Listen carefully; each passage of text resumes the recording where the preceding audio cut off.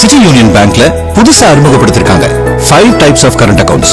Start up, regular, silver, gold, platinum. City union bank. வங்கதேசத்தின் முன்னாள் பிரதமர் ஷேக் ஹசீனாவை குற்றம் சாட்டும் பரபரப்பான ஆடியோ வெளியாகியுள்ளது. கடந்த ஆண்டு வங்கதேசத்தில் மாணவர்கள் நடத்திய பெரும் அரசாங்க எதிர்ப்பு போராட்டத்துக்கு பிறகு தனது பதவியை ராஜினாமா செய்தார் ஷேக் ஹசீனா. அவர் இந்தியாவில் தஞ்சம் அடைந்து உள்ளதாக கூறப்படுகிறது. அப்போது போராட்டங்களை ஒடுக்க மனிதாபிமான மீறல்கள் நடத்தப்பட்டதாக தற்போதைய இடைக்கால அரசு குற்றம் சாட்டியது. இதனிடையே மாணவர் போராட்டங்களை தணிக்க ராணுவத்தை துப்பாக்கிச் சூடு நடத்த ஹசீனா உத்தரவிட்டார் என்ற ஆடியோ வெளியாகியுள்ளது. ஜூலை 18, 2024 அன்று டாக்கா நகரில் உள்ள பிரதமரின் அலுவலகமான கனபவனில் இருந்து மேற்கொண்ட தொலைபேசி அழைப்பில் அது பதிவாகியதாக கூறப்படுகிறது.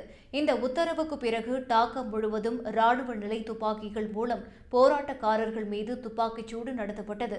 இந்த சம்பவத்தில் 1400 பேர் வரை கொல்லப்பட்டதாக ஐநா உண்மை கண்டறியும் குழு தெரிவித்துள்ளது. மேலும் தடயவியல் ஆய்வாளர்களும் அந்த ஆடியோ உண்மையானது என உறுதிப்படுத்தியுள்ளனர்.